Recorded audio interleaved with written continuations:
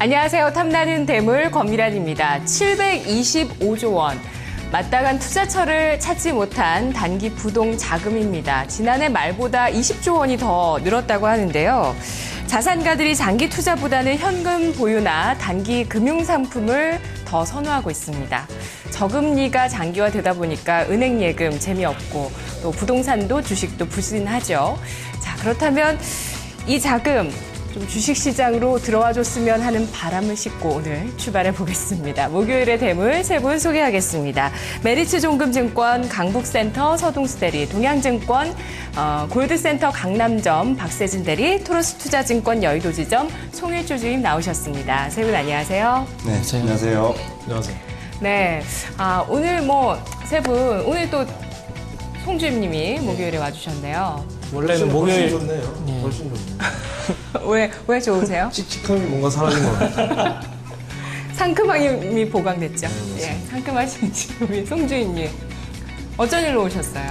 예, 목요일에 한번 옛날에 네. 원래 목요일에 했었는데 한번 원래 목요일인 예, 거죠? 원래 목요일이었는데 수요일로 넘어갔는데 목요일 팀 그렇게 재밌다고 한번 네, 와보고 싶어요. 굴러온 돌이 박힌 돌을 완전히 뺐습니다. 지금. 이게 신장 클럽 같은 그런 더러운 피를 빼고 새로운 피를.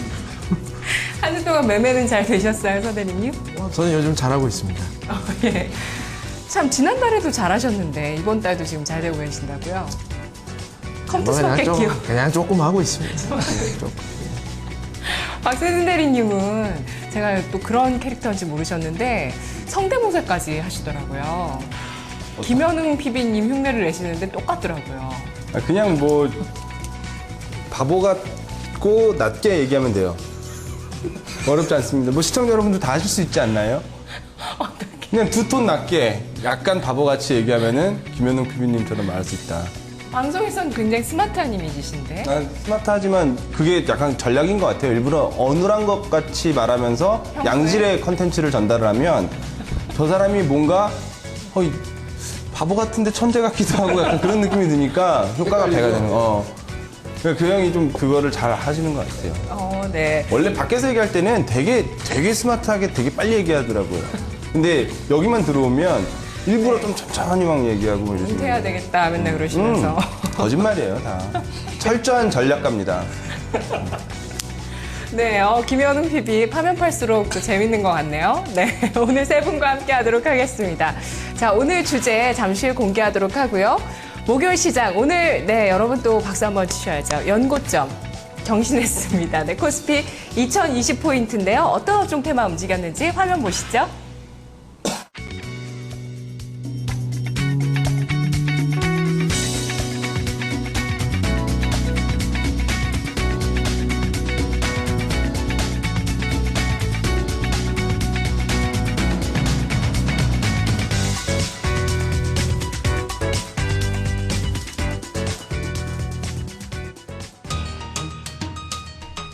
중견의 실세로 불리는 경제부총리 등장에 대한 시장의 기대감은 그 어느 때보다 높습니다. 이런 가운데 지난 16일 박근혜 정부 2기 경제팀이 공식 출범했습니다. 최경환 경제부총리 겸 기획재정부 장관은 취임 일성으로 경제와 심리 살리기에 총력을 기울이겠다고 발언했는데요. 특히 확장적 재정정책과 부동산 시장 규제 완화, 기업 투자 확대, 세 가지를 강조하고 있습니다. 기업의 사내 유보금 과세에 대해서는 기업의 자율성을 훼손하는 강제적인 방법을 동원하지 않겠다고 분명하게 선을 그었고, 기존에 밝혀온 대로 LTV와 DTI 규제를 완화할 것이라는 점도 재차 강조하며 부동산 경기 회복 기대감을 불러일으켰습니다. 이에 따라 증권가에서는 부동산 규제 완화가 내수를 부양해 가계대출을 늘리고 소비가 진작될 것이라고 예상하면서 건설과 건자재, 유통, 은행으로 이어지는 부동산 정책 변화 수혜주에 주목하고 있습니다.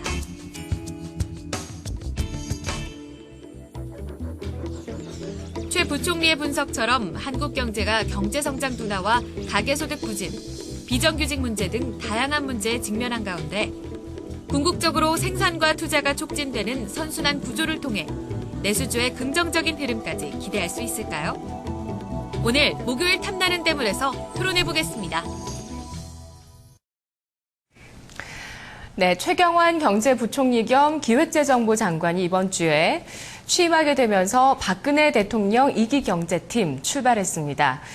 시장에서는 시장 친화적인 정책 기대하고 있고요. 또 뭐 역사적으로 각 정권마다 2기 경제팀이 출범했을 때 그 전후로 주가가 또 좋았다는 통계가 있어서 희망이 더 실리고 있는데, 자, 오늘 한번 토론해 보도록 하겠습니다. 핵심 차트 뭐가 있을까요?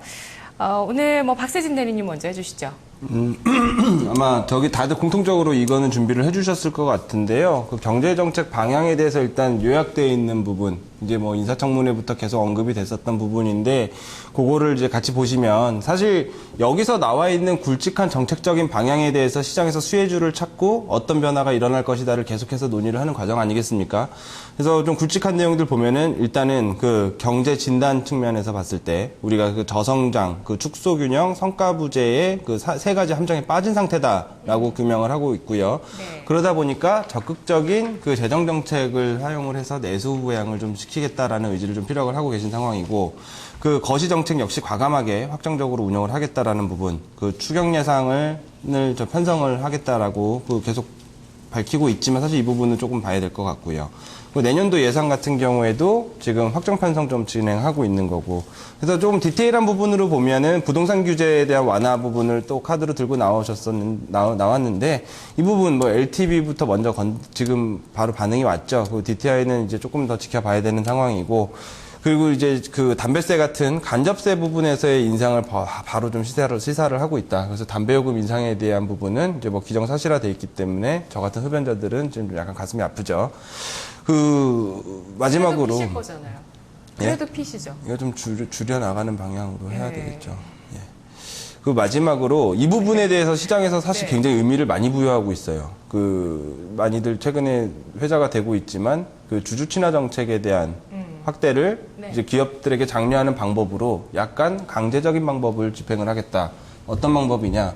기업 그 유보금에 대해서 과세하는 방안을 검토를 하고, 기업 유보금에 대해서 뭐 배당을 실시하거나 아니면은 그 사내 인센티브로 활용하도록 적극적으로 장려하겠다라고 하는데, 저는 사실 그 기대와 실리를 좀 나눠서 생각을 할 필요가 있다라고 보여집니다. 네. 그러니까 실제로 시장에서 시행을 했을 때 의미가 있을 그 뭔가 이제 수혜를 만들 수 있는 정책이 있는 거고요.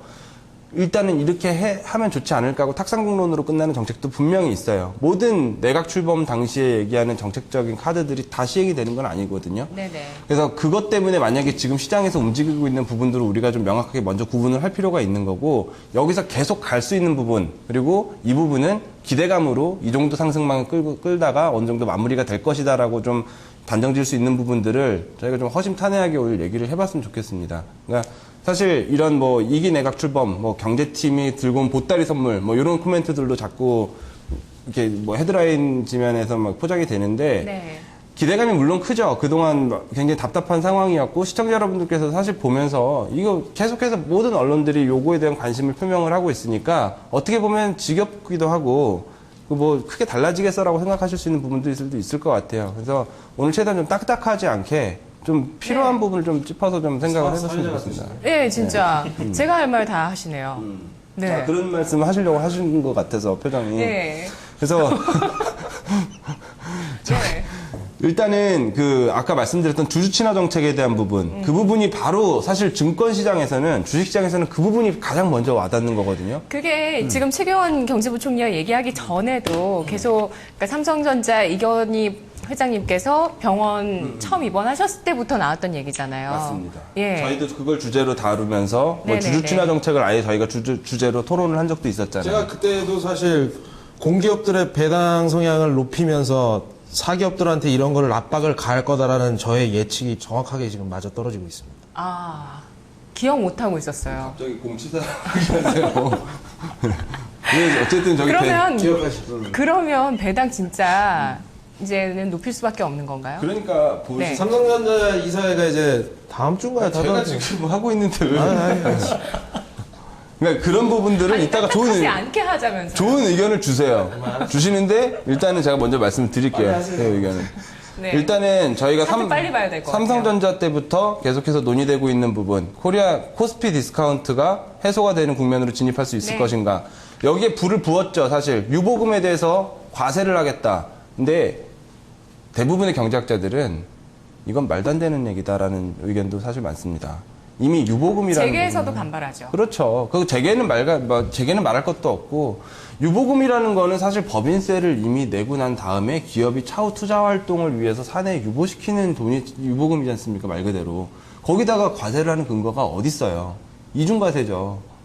그러니까 이거는 어떻게 보면 만약에 진짜 그렇게 간다면 남용이 될 수도 있는 거고. 고육지책으로도 생각할 수 있죠. 고육지책인데 그게 실리가 있느냐라는 부분을 봐야 되는데. 당연히 그게 정책이 맞다 아니다 갑론을박은 하실 필요가 없어요. 갑론을박을 해야 되는 게 이 부분 때문에 지금 우선주라든지 배당 확대를 기대하면서 많은 쪽으로 시세가 몰리고 있지 않습니까? 그게 이어질 수 있을지 아닐지를 우리가 판단하려면 그걸 갑론을박을 당연히 해야지. 무슨 말씀이세요? 왜 나오셨어요?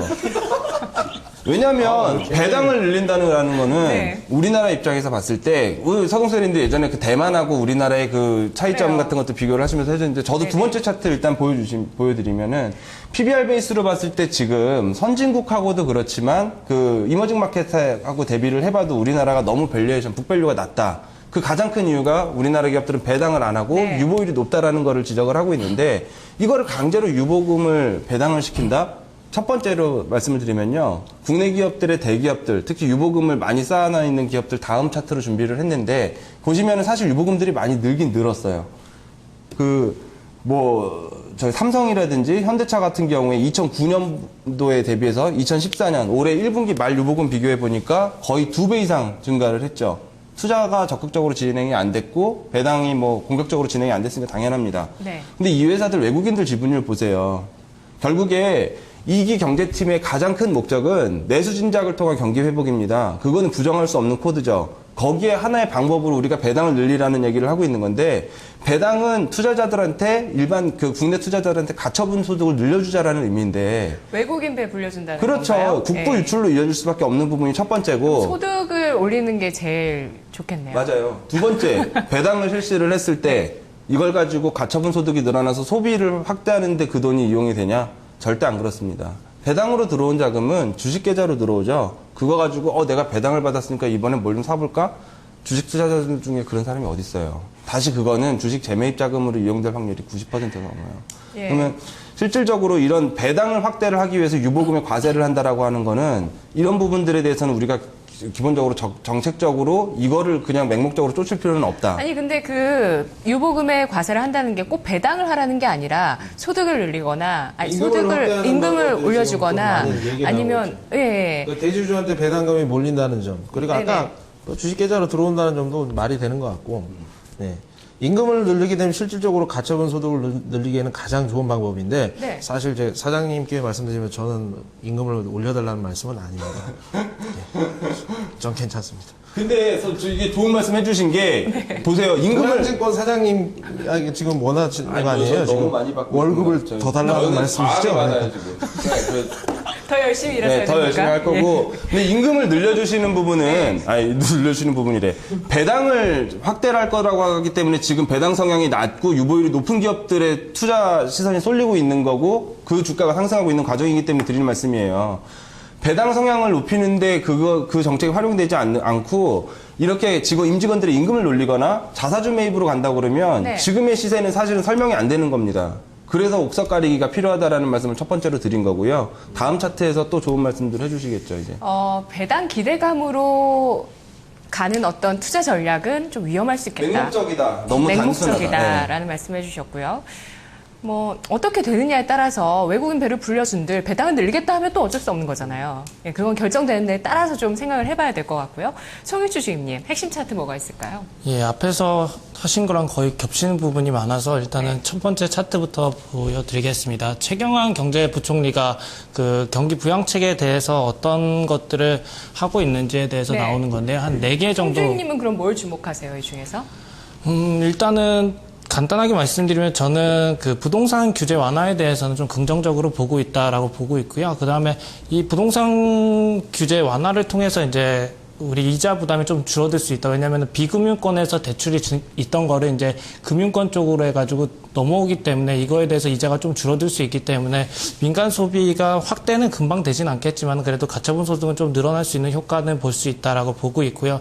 그리고 뭐 추경 예산이나 금리 인하 같은 경우는 지금 당장 시행하기는 좀 무리가 있다. 왜냐하면은 이게 세월호의 여파도 있고 그다음에 그 전에부터 좀 경기가 조금 안 좋긴 했지만은 추가 부양이나 금리 인하까지 갈 정도는 아니다라고 저는 보고 있고요. 그 금리 인하라는 자체가 지속적으로 연속적으로 인하가 돼야 되는데 지금 작년에 인하를 한 다음에 벌써 13개월, 14개월째 계속해서 똑같은 동결 상태로 있잖아요. 이러다 보니까는 시장에 대해서 그 효과가 발생하지를 못합니다. 만약 이번에 또 금리 인하를 한다고 해서 이게 계속적으로 인하가 되느냐를 좀 보셔야 되는데 저는 그렇지 않다고 보고 있습니다. 그렇기 때문에 이게 금리 인하를 지금 현재에서 바로 하기는 힘들다라고 생각하고 있고요. 그다음에 앞에서 말씀해 주신 그 기업 유보 관해서도 좀 관심을 갖고는 있습니다. 근데 이게 문제가 뭐냐면 우리나라 기업들이 유보가 굉장히 많습니다. 유보율이 굉장히 높은데 이 유보율이란 자체가 현금성 자산이 있느냐 아니면은 그 뭐 지분 다른 회사의 지분 가치 이런 네. 것들이나 뭐 재고 자산까지 다 합쳐서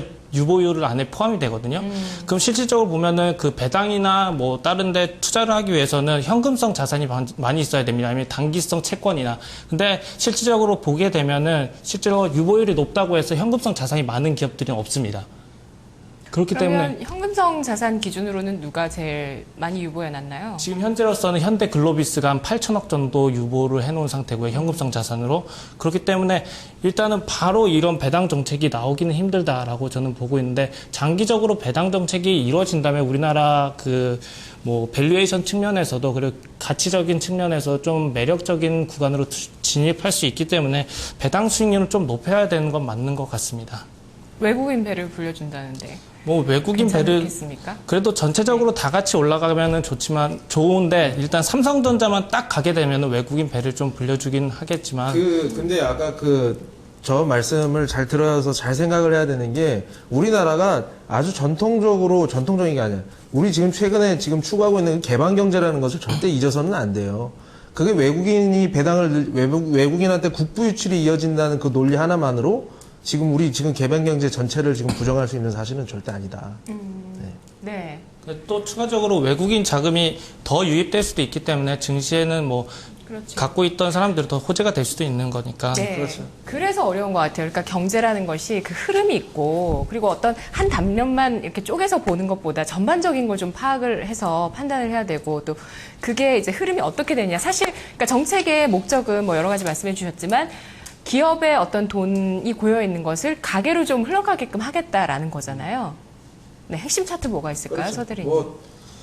2월에 발표된 경제혁신 3개년 계획 우리나라 정부에서 이제 처음에 했던 건데 네. 이거 내용 뭐 하나하나 뭐 결부를 시켜가지고 여기 안에서 뭐 여기랑 뭐 지금 뭐 경제부총리께서 가지고 계신 생각하고 뭐 어느 정도 융합을 시켜 나오기는 하겠지만 결론적으로 지금 이 표가 지금 가지고 추구하는 바가 무엇이냐 하면 결론적으로 기업들도 살을 찌우고 그리고 거기서 일하는 근로자들의 살을 찌울 수 있는 방법들을 지금 생각을 분명히 하고 계신다. 아까 뭐 그 원안들에 대해서 너무 많이 얘기를 하셨기 때문에 더 이상 얘기를 할 필요는 없는 것 같고 저는 이번 삼성전자로 인해서 촉발됐던 이제 우리 성장 위주의 정책에서 이 결론적으로 안정적으로 이제 밸류 스탁들 좀 관심을 가져야 되는 이런 우리 저성장 국면에 들어오게 되는 이 좀 전체적인 패러다임 좀 전환을 하고 있다라는 점을 분명히 좀 상기를 시킬 필요가 있고 제가 봤을 땐 2번의 이 신호가 나왔기 때문에 이런 것을 절대 간과하고 과거에 있던 그런 투자 패턴대로 가는 건 상당히 한번 잘 생각을 해봐야 된다고 저는 생각을 하고 있어요. 그리고 일단 요약은 그거예요. 이 경제부총리께서 한번 생각을 해보는데 분명히 이게 시장에서 돈이 돌아야 되는데 돈이 어디에 지금 제일 많이 묶여 있는가 어디에 고여가지고 더 이상 빠져나오질 않는가 그거를 하기 위해서 LTV라든가 뭐 DTI 같은 거를 조정을 하면서 부동산 시장 박혀있는 우리나라 모든 자산의 70% 지금 부동산 중심으로 돼 있는데 거기에서 뭔가가 빠져나와야 이제 소비가 이렇게 돈의 흐름이 생기게 되고 그리고 또 한 군데 아까 유보율에 대해서 이거 전 세계적인 트렌드예요. 네, 전 세계적인 맞아요. 트렌드고 네, 네, 사실 변화라는 위기에 직면해 있는 기업들의 입장으로서는 항상 현금을 가지고 그 뭔가 새로운 변화에 맞춰가지고 또 회사를 변화시킬 돈을 마련해 놓는 거 가지고 거기에다 과세를 하는 측면도 솔직히 그 제가 배운 대로 생각한다면 저도 좀 부정적으로 생각은 합니다.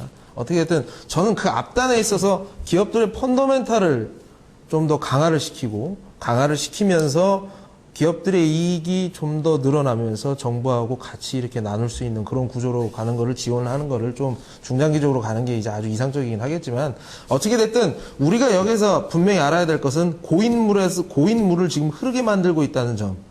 결론적으로 부동산 그리고 회사에서 돈이 빠져나오게 되면 근로자에게 넘어가게 되면 과연 그 고여있던 물이 어디로 흘러가게 될 것인가. 낮은 곳으로 분명히 흘러가게 된다. 과거의 사례를 그러니까 선진국들의 과거 사례를 본다고 하더라도 그 우리나라 10억 이상 가지고 금융자산을 10억 이상 가지고 있는 부자가 17만 명이라고 합니다. 그 사람들의 이제 그 다음 표를 보시면 그 사람들이 지금 최근 4년 동안 자기 자산의 외형을 어떻게 변화를 시켰냐면은 사실 뭐 2%에서 3%밖에 조정이 안 되긴 했습니다만 네. 부동산 자산에서 금융자산으로 넘어오는 것은 뚜렷하다. 왜냐면 대안이 없기 때문이죠. 뭐 금을 사가지고 땅에다 푹 파묻을 건 아닐 거란 말이죠. 그 일본이라든가 미국 모든 선진국들은 그러한 절차들이 계속 지금 이루어지고 있었다.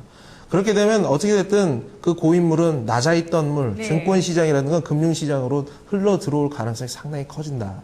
라는 점 한번 상기를 해봐야 되겠다. 그러면 이기 경제팀에서 그러한 적절한 카드를 꺼내 들어서 시행을 해줄 수 있다고 신뢰하세요? 믿으세요? 이미 뭐 LTV만 하더라도 일단 그 부동산 지금 가지고 있던 50%에서 60%로 넓혀준 거는 전에 있던 거에 대비해서 한 20% 정도 현금 유동성을 확보를 해준 거라고 보시면 되죠. 50%에서 60%면 20% 늘어나는 거예요.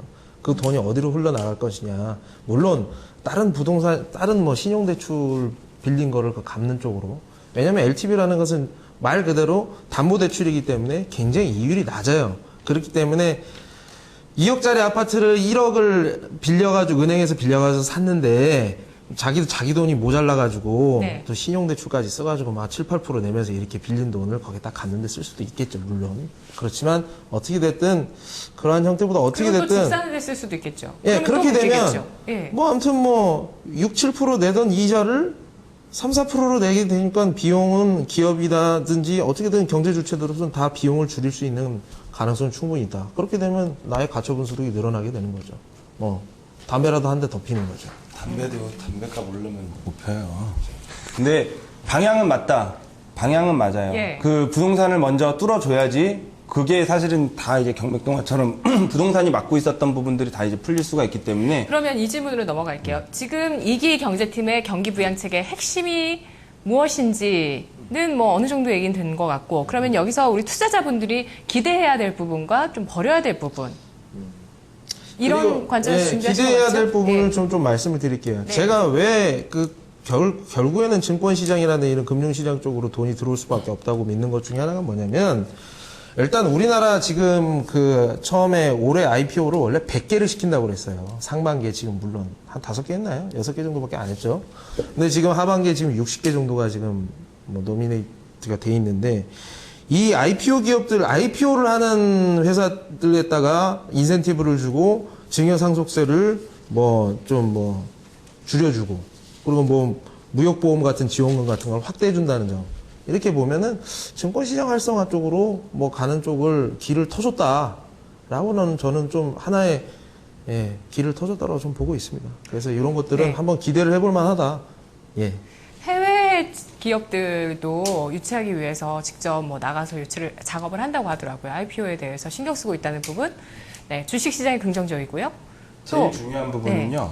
가처분 소득의 증대를 유발을 하려고 한다라는 게 제일 중요한 겁니다. 그러니까 그러면 가처분 소득이 늘어나면 어쨌든 가처분 소득 늘어나는 거다라고 얘기들 많이 하셨는데 늘어나면 실질적으로 그 최경환 경제부총리도 얘기했지만 심리가 중요하다. 지금 세월호 사태 이후로도 그렇고 그러니까 돈을 쓰게끔 좀 활성화를 시키겠다. 체질 개선을 하겠다. 이런 얘기를 했는데 과연 가처분 소득 늘어나는 것만으로도 가능한가요? 그러니까 일단은 네. 그게 선행이 돼야 되는 거죠. 그러니까 그 뭔가 이제 소비에 대한 심리를 회복시키는 거는 일단은 네. 쓸 돈을 만들어주고 난 다음에 하겠다라는 부분이고 가처분 소득을 어떤 방법으로 늘려줄 건가에 대해서는 지금 방향은 제대로 잡고 있다. 부동산을 먼저 뚫어주고 그리고 이제 그 간접세 부분에서의 인상. 왜냐하면 법인세를 지금 건드리게 되면은 안 그래도 환율 때문에 타격 입고 있는 그 기업들이 기업 활동을 하는데 더 또 악영향을 받을 수가 있기 때문에 그런 쪽으로 풀어나가려고 하는 방향은 맞는데 중요한 거는 이제 속도가 될 거고 아까 말씀해 주신 심리가 될 겁니다.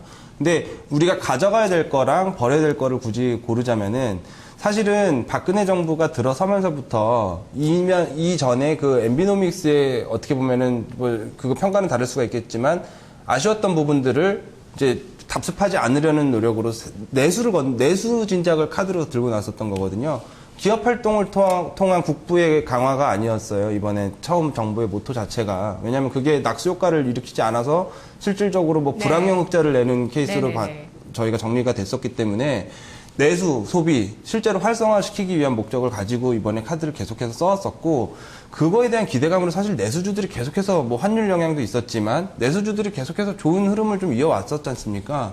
그래서 지금부터는 잘 봐야 돼요. 이게 그 내수주들 중에 내수 소비재들 같은 경우는 지금부터는 조금 이제 우리가 맹목적으로 이게 내수 활성화에 대해서 기대하고 바로 이제 투자로 집행했었던 부분에 대해서 의심을 해볼 필요가 있다. 아까 그 저희가 주주 친화 정책에 대해서는 부정적인 의견을 먼저 드렸으니까 내수 소비주 관련해서 말씀을 다시 드리면 내수 소비주 같은 경우는 이런 식으로 지금 정부가 간접세를 올린다라고 하는 거는 결국에 건드릴 수 있는 부분이 부가가치세를 건드리겠다라는 겁니다. 뭐 소득세라든지 법인세 이쪽 그 직접세를 건드리는 게 아니라 간접세를 건드린다는 부분이고요. 그 공공요금을 통제를 하겠다라고 했죠. 그러면 물가를 통제하라는 방법 중에 또 하나의 카드를 쓸 수 있는 게 제품 가격을 또 정부에서 개입을 할 수가 있어요. 그러니까 저희가 뭐 대상이라든지 CJ 뭐 이런 식으로 원재료 연초에는 그게 가격 인상 기대감이 있었거든요. 그러니까 그쪽에. 그런 기대감으로 지금 올라있는 주식들이 지금 막상 이기경제팀이 들고 나온 카드들을 보니 공공요금 부분 잡고 있는 거, 공공요금 부분을 이제 활성화시키는 부분하고 저희 그 아까 말씀드렸던 간접세 확대 이런 부분들 때문에 제품 가격을 잡아서 물가를 통제할 가격이 높다. 그러면 저희가 이제 단순하게 그동안 생각해왔었던 내수 소비 진작, 그럼 내수 소비주네 이렇게 달려들던 패턴은 이제 다시 고민을 해봐야 된다라는 말씀을 좀 드리는 거고요. 네, 뭐 정부나 아니면 재계에서나 다들 생각하는 게 이제 제조업보다도 이제 창조 경제, 다시 또 창조 경제로 가는데 그런 기업들을 좀 더 육성해야 된다 이런 또 방향을 갖고 있거든요. 예, 그럼 그쪽으로 좀 투자를 해야 된다는 그러니까 얘기로도 될까요? 예, 뭐 그쪽은 이제 네. 그 다음 그림일 거고, 그러니까 적어도 지금까지 이제 그런 논리로 올라왔었던 내수주들의 내수 네네, 소비주들에 조금 대해서는 조심하셔야 된다. 예, 고민해봐야 된다. 네, 승주님.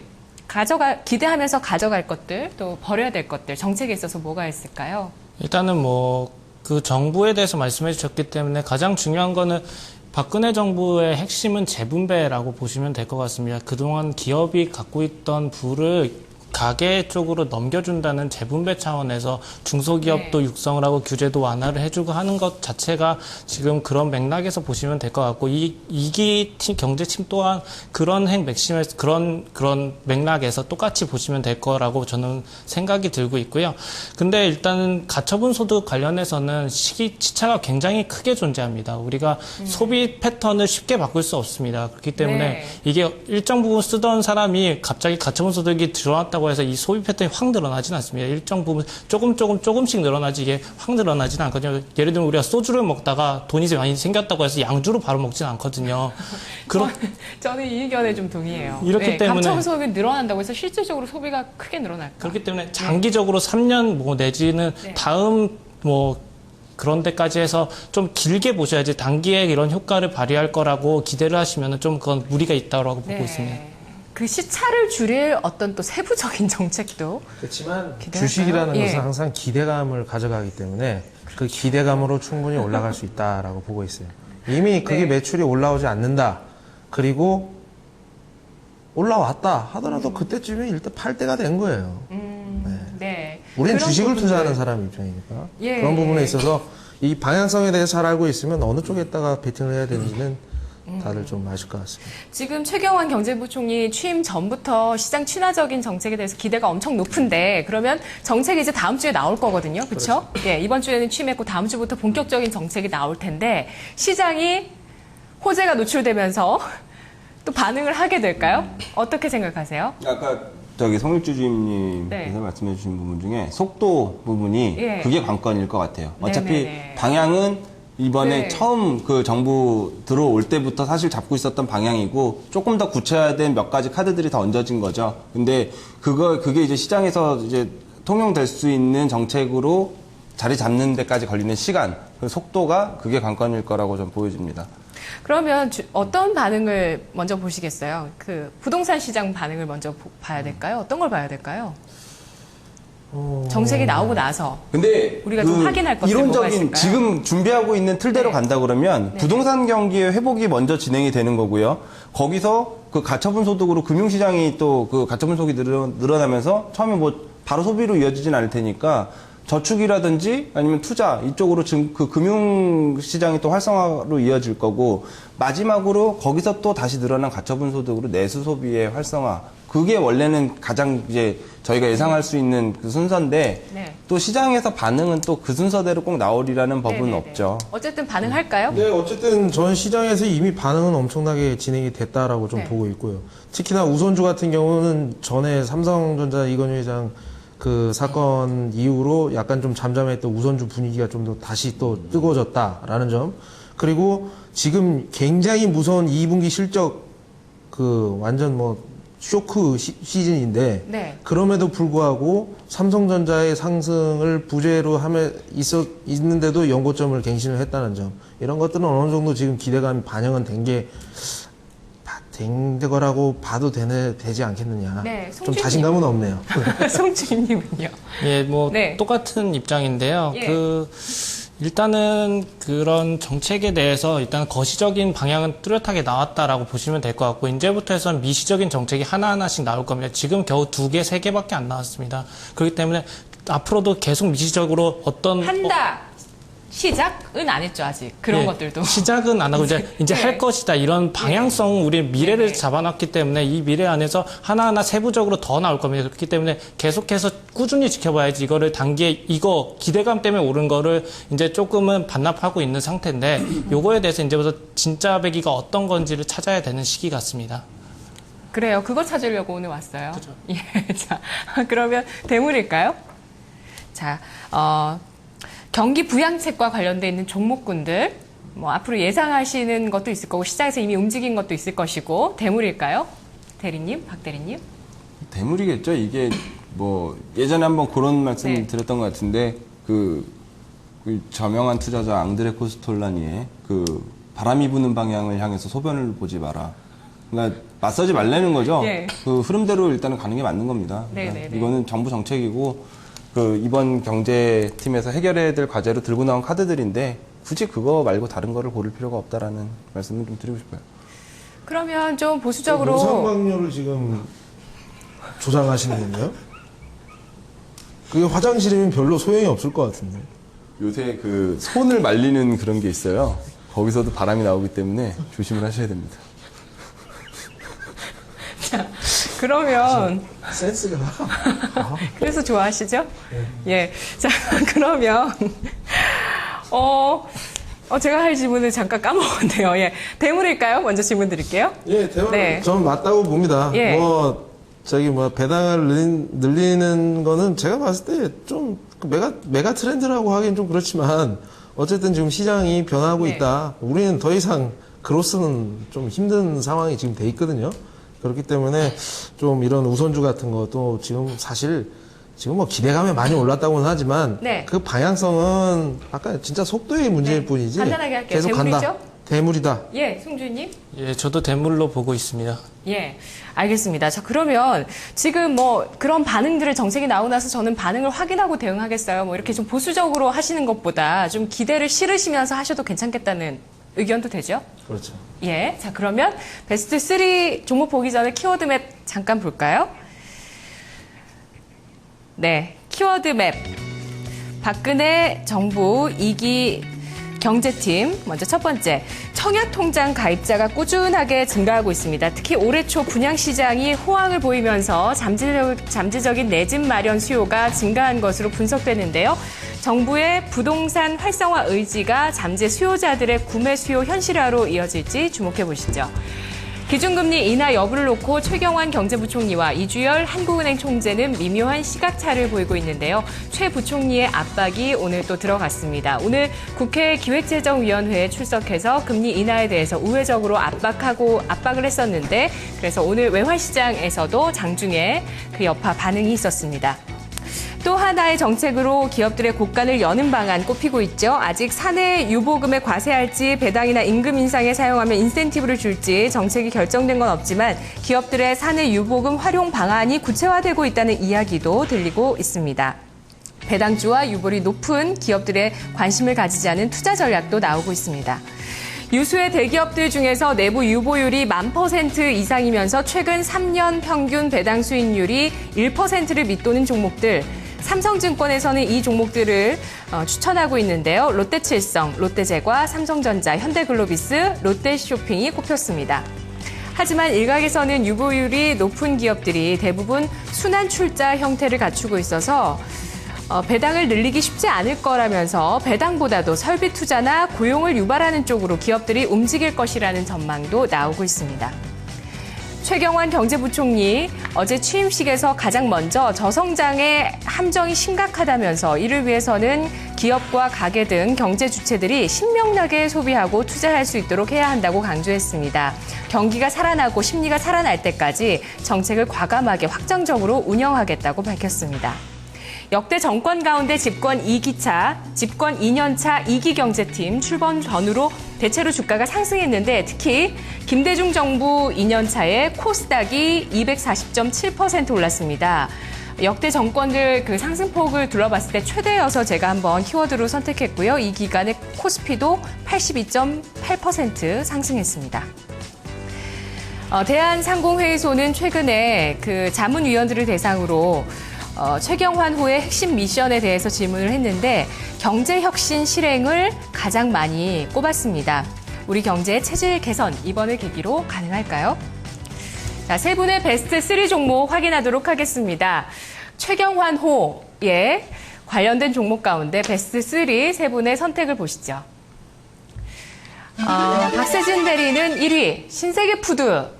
네, 어제도 나왔습니다. 네, 2위 현대리바트, 3위는 대우증권, 서동수 대리 1위 삼성전자 우선주, 2위 GS건설, 3위 대우증권, 송혜주 주임 1위 현대건설, 2위 사람인 HR, 3위 현대글로비스입니다. 네, 송 주임님도 종목 가져오시는 거 보면 또 포인트가 있어요. 저는 사람인 HR 좀 눈에 띄는 것 같고요. 그리고 오늘 또 박 대리님과 서 대리님 많이 싸우실 것 같아요. 우선주를 일단 서 대리님이 가지고 와주셨거든요. 싸움. 아니 왜 싸우죠? 이게 괜찮아요? 예. 왜냐면 네네.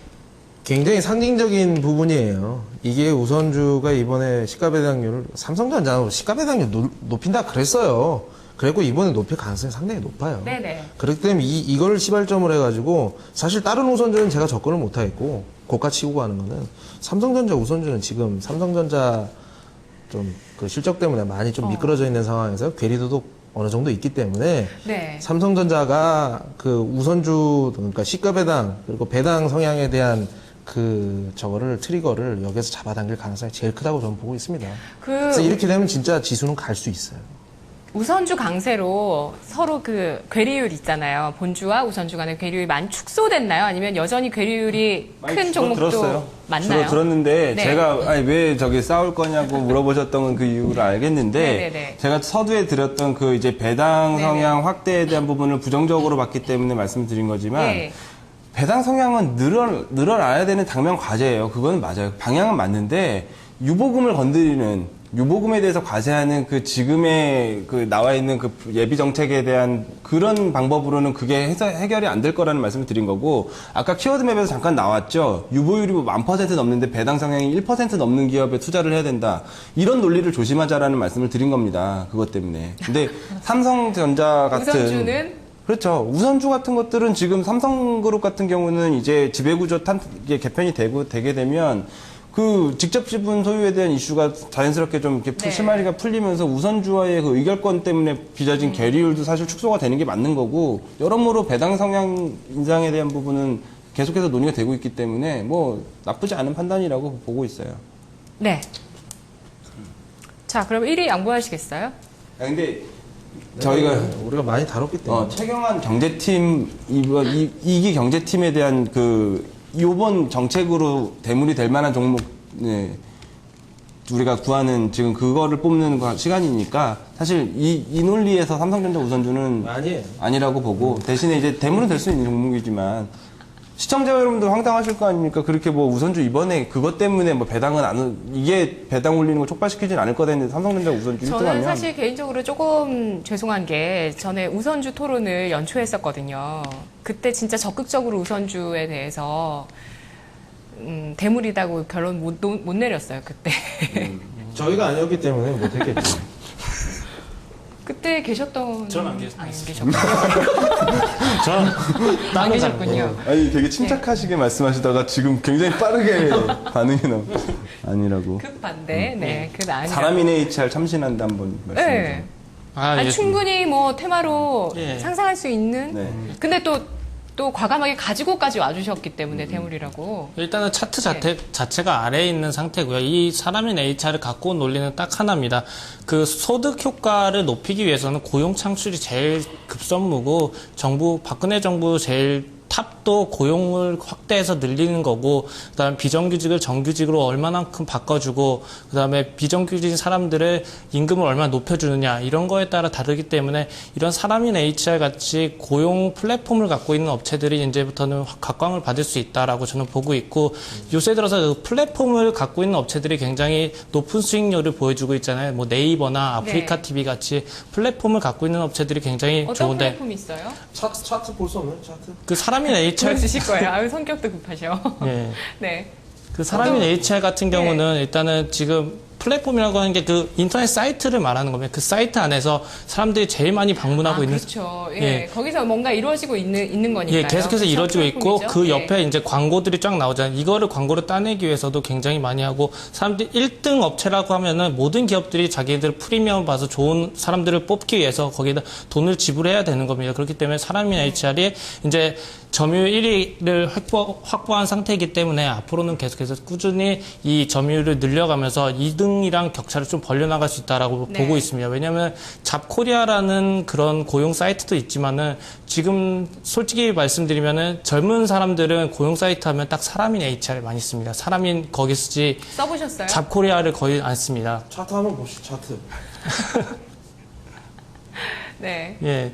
지금 차트는 아래에 있습니다. 여기서 뭐 저 예전에 급등했던 급등했- 좀 멀리. 오케이. 예, 급등했던 이유가 이제 사무실 가서 보시면 안 돼요? 됐어. 1등 갑시다. 아니, 난 솔직히 이거 생각을 못했어. 굉장히 신선했어. 네, 이게 이래서 우리도 뭐 아까 뭐 젊은 피가 수혈됐다고 하지만 이렇게 가끔씩 우리 자극이 수혈을 좀 있어야 받으러 되는 가야 되지. 거예요. 야, 기한웅이 기가 막힌 거만 이렇게 한 명이 바뀌는데.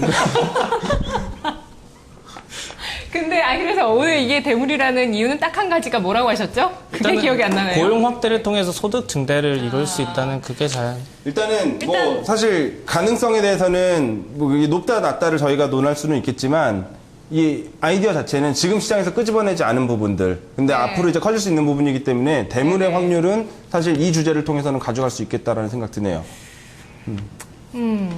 기대감으로 어쨌든 기대감으로 움직인다는 논리신 거죠? 아, 그럼요. 막 정부에서 포텐이 있어요. 그러니까 정부에서 미세적인 그런 정책으로 뭔가 나오면서 가는 논리? 네. 저도 예. 사실은 지금 들으면서 이거를 왜 정부에서는 아직까지 그 정책 공약을 안 내고 있지라는 생각이 든 게 네. 우리가 미국의 내수 회복을 그렇게 지표로 확인하는 것 중에 가장 큰 부분이 사실 지금 고용률이지 않습니까? 미국의 고용 지표는 그렇게 확인을 하면서 국내 취업 시장의 활성화에 대해서는 지금 사실 크게 고민을 안 하고 있다. 박근혜 대통령이 대선에 나갔을 때 그때 공약으로 이걸 얘기하면서 테마가 움직였었죠. 그 이후로는 안 움직였죠. 네. 그러니까 청년 실업률도 몇 년을 쉰 겁니까? 예? 사람인 HR이 몇 년을 쉰 건가요? 예?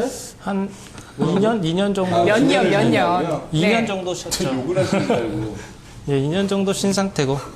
예, 2년, 3년 정도. 그때 테마 겪었을 때 간 거고. 네. 실적은 어떤가요? 아니 또 최근에 이렇게 또 연결하면 또 좀 이상한가요? 저출산 테마도 박근혜 대통령 그건 맞아요. 네, 그때 공약 한창 할 때 움직였다가 안 움직이다가 지금 중국발 모멘텀으로 또 지난주에 갔죠. 그러니까 좋은 포인트인 게 지금 너무 시나리오를 만드나요, 제가? 아니요, 맞아요. 왜냐면은 네. 이기 경제팀 출범으로 까집어 나온 카드는 사실 박근혜 정부 출범 당시에 갖고 나왔었던 앞으로의 그 정책 방향에 대해서의 네. 대자뷰나 마찬가지입니다. 거기서 더 구체적이고 네. 더 이제 당장 실행할 수 있는 카드들을 끄집어 갖고 주식시장에서도 나왔다. 데자뷰가 나타나는군요. 그렇죠. 좋아요. 1등이 1위. 아, 이분들 과감하셔, 예. 야, 이건 분명히 올라요. 솔직히 제가 이거 내일 살 겁니다. 정말 최고의 카드인데요. 예, 우리 또 1등 올리는데 최고의 카드. 내일 제가 살 겁니다. 대신에 오늘 분위기 보고 뭐 저 수요일하고 목요일하고 바꿔달라 이러시면 안 돼요. 매번 이러지는 않으니까. 자, 1위는 어떤 거 갈까요? 저거 보니까 다른 거 하기가 싫으네요. 그러니까 저는 다른, 네. 제가 뭐 제 거 일단 말씀을 드릴게요. 그러니까 1, 2, 3위 화면 다시 한번 보여주실 수 있나요? 그러니까 네. 저는 이게 뭐 늘 말씀드리지만 순위가 의미가 있는 건 아니고 대신에 가져온 종목들에 대해서 말씀을 드릴게요. 네, 리바트 한번 좋아요. 해요, 리바트. 아니 왜냐면 아까 드렸던 말씀이 여기 녹아 있는 건데요. 내수 소비라고 해서 내수 소비재를 보지 말고 유통에 관심을 가져야 된다라는 부분으로 신세계 푸드를 말씀을 드리는 거고. 왜요? 아니, 왜 이마트에- 유통을 봐야 돼요? 아니 아까 말씀드렸지 않습니까? 내수 소비재 같은 경우는 이제 가격 통제에 대한 리스크를 우리가 안고 가야 되는 정책들이 나올 수가 있다. 네네. 그렇기 때문에 오히려 지금 상황에서는 뭐 대형마트 영업시간 규제라든지 이런 부분에 대한 철폐가 오히려 나오면 나오는 시장이지. 그렇게 뭐 가격 논리로 해서 소비재들이 좀 날아갈 수 있는 여건은 아닌 것 같다는 그동안 말씀. 대기업들 재래시장 살린다고 지금 네네. 규제, 어제도 사실 유통지 토론했는데 그 규제가 좀 완화될 거다 예상은 하긴 했어요, 어제도. 네. 그래서 사실 신세계 푸드를 갖고 나온 거고요. 이마트를 갖고 오시지, 왜 신세계. 아니 왜냐면은 이마트가 이번에 네. 편의점을 진출하기 때문에 그런 부분들 이마트의 영업 규제가 풀리고 이마트에 편의점이 생기고 그러면서 가장 수혜를 보는 게 신세계 푸드거든요. 그래서 식자재 유통을 그쪽으로 PB 하나요? 사업 유통 그 PB 사업 제품 자체를 그 신세계 푸드에서 제작을 하니까 그쪽으로 아, PB 상품을 신세계 네. 푸드에서 만드는군요. 그러니까 사실 또. 그 위드미라고 하는 네. 신세계 그 그룹의 편의점도 사실 그게 저거죠. 그 뭐죠? 그 간이 마트 같은 형태지 말만 편의점이거든요. 사실 PB 상품으로 차별화하겠다라는 카드이기 때문에 그거 아셨어요? 아울렛을 신세계 같은 경우 신세계 건설이 짓는 거? 그쪽으로 수주가 몰리는 거? 그 당연하죠. 그거 아, 네, 아셨군요. 그래서 아까 그 화면 뭐 보시면은 그래서 건설주보다 오히려 지금은 건자재 쪽에 더 베팅하는 게 맞다. 그래서 리바트. 건자재 중에서도 또 가구 중에서도 리바트네요. 일단 그러니까 흐름만 쭉 말씀드릴게요. 그러니까 은행보다는 또 우리가 금융 이제 보면은 내수, 건설, 부동산, 금융 이렇게 세 개 네. 카테고리인데 은행보다는 당장은 증권이 좋다. 그래서 대우증권. 본인이 순위 딱 만들어 놓으시고 되게 뿌듯하셨죠. 아니 그러니까 이게 딱딱 맞는 건데 여기서 너무 해가지고. 참신해가지고 원래는 저대로 1, 2, 3이 그대로 올라가는 그림이었어요. 그러니까 제 시나리오는. 오늘 내 순위 다 올라가겠구나. 이건 반박의 여지가 없었거든요. 근데 선생님 어떻게 생각하시죠? 참신함에 밀렸어요. 쓰세요. 오늘 되게 좀 잘난 척 많이 하고 싶은 날인 것 같은데. 아까 처음에 하는 거 보셨잖아요. 한 10분 얘기했죠, 혼자서. 방송 다시 보시면요. 제가 10분 얘기하고 15분 얘기 말씀하셨어요. 네. 늘 그렇습니다. 다음 주 연달아 또 바로 답변하시더라고요, 서대리님이. 자, 순위 올려볼게요. 2위는 그럼 뭐가 가야 될까요? 송대리님 의견, 송주임님 의견 어떠세요? 어저께 신세계 네. 푸드를 저희가 1등으로 가져왔었잖아요. 네네. 그래서 1등을 뽑았는데 오늘도 똑같이 들으니까 또 매력적이더라고요. 오늘도 주가가 올랐는데 이렇게 말씀을 드리니까 계속 매력적인 구간인 것 같고요. 그다음에 네. 삼성전자 우선주도 충분히 매력은 있다고 저는 보고 있습니다. 어떻게도 배당에 관련돼서는 앞으로 이게 바뀌지 않는 흐름이기 시장의 때문에 중심의 그 움직임을 이해하는 데 있어서는 삼성전자 우선주를 올려도 되고. 근데 3위로 또 대우증권을 두 분이 똑같이 또 가지고 와주셨거든요. 메리츠 종금증권이 이제 조정인가요? 아, 저희 회사는 얘기 못 한다니까요. 왜 그러세요? 조정인가요? 메리츠 종금증권이 진짜 좋았잖아요, 증권주 중에서는. 그러니까 지금 좋아지는 논리를 우리가 이제 우리투자증권하고 대우증권이 굉장히 가파른 상승을 좀 며칠째 보이고 있는데 네. 그 논리는 기존에 좋았던 증권사들에 적용되는 논리는 아니죠. 그러니까 왜냐하면 지금 근데 증권사들이 메리츠 종금이 지금까지는 좋긴 확실히 좋아요. 양봉도 왜 어제 엊그제 그러냐면 그 대우증권, 우리투자증권, 뭐 삼성증권 같은 기라성 같은 대형 증권사들이 수익을 못 내고 오히려 적자 전환하면서 구조조정에 칼을 갈고 있을 시기에 그 차별화된 수익 포인트로 계속해서 영업성과를 무지막지하게 올렸기 때문에 그동안 시장에 각광을 받았던 거고요.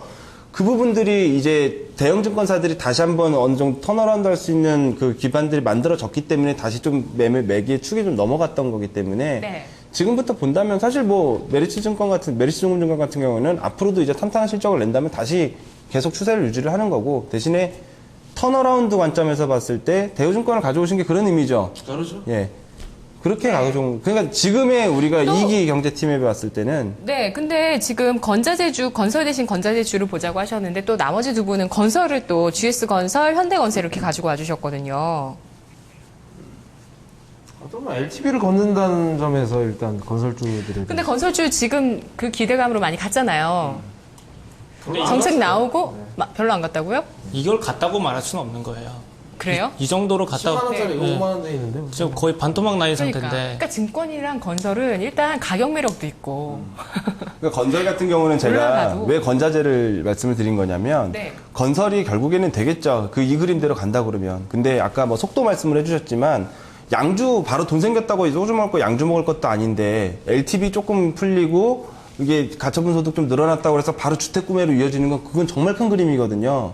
근데 그러니까 기대감으로 어쨌든 기대감으로 네. 올랐지만 그렇지만 건자재들은 안 그렇습니다. 리모델링이라든지 그 저희가 신규 근데 실적 한번 삐끗하면 또 얘네 많이 올랐기 때문에 삐끗하는 거 아닙니까? 물리신 것 같은데. 네? 건자재예요? 네. 아니 뭐 건자재 좋게 사셨어요? 봐요. 아니 건자재 좋게 봐요 저도. 거기서 진짜 스몰캡 제가 얼마 전에 스몰캡 리포트를 하긴 그런 했지만 잘 발굴을 해야 된다고 생각해요. 돌다리도 두들겨보자라는 그런 마인드 네. 아주 좋아요. 아주 좋은데 아니 늘 항상 항상 그렇잖아요. 선생님이 오늘 아주. 항상 그러니까 실적이 가시화된 종목들 중에 혹시 피크아웃에 대한 또 이제 우려감이 나오지는 않을까. 뭐 분위기 한참 좋으니까 그런 또 이제 한번 딴지를 걸어본 거죠. 업사이드 면에서는 어떻게 보면 대형 건설사가 오히려 나을 수도 있을 것 같아요. 근데 건자재들이 과거서부터 계속해서 낮은 밸류에이션을 적용을 받아왔기 때문에 지금 뭐 내년 실적까지 땡겨서 쓴다고 그러더라도 아직도 PER 12배. 관심이 전혀 없어요. 지금. 사람이나 하나 나오니까 아니 왜 지금 2위는 안 올라간 거야 아직도? 예. 그러면 2위를 2위 골라주세요. 정해주세요. 예. 저는 두 종목 다 마음에 들어서 일단은 어저께 1등을 했던 신세계푸드를 2등으로 가는 오. 게, 예, 왜냐면은 네. 그 이마트 관련돼서 어차피 규제 같은 거는 그렇게 서대리님 형님이 그래도 좀 우선주 두 분 다 우선주 얘기해 주셨는데 우리 얘기 많이 했으니까. 그럴까요? 예, 새롭게 해서 예. 그 계속해서 이제 신세계 푸드 쪽이 오히려 저희가 연 이틀 대우를 해서 이 종목을 또 미네요. 네. 대우리 될 거다. 라고 5분이 지금 예, 어제 오늘 다 묶어서 5분이 예상해 주셨습니다. 3위는요? 리바트 가시죠. 리바트? 아니 왜 오늘 약간 증권 아니고요? 앞단에서 하는 게 맞는 것 같아요. 오히려 증권도 아니고요? 네? 대우증권도 아니고 대우증권 리바트 뭐가 좋아요? 아니 뭐 3등이면 뭐 아무거나 했어요. 원래 이런 게 딱 김현웅 PB님 계실 날은 3등은 김현웅 PB님 건데 그거 근데 오늘따라 좀 빈자리가 3등을 좀 처음 해보니까 네. 뭐 저희가 좀 저희는 당황스러워요. 예. 1등 얘기만 하다가 남이 저 자리에서 1등이 나오니까 아무것도 못하겠어 지금.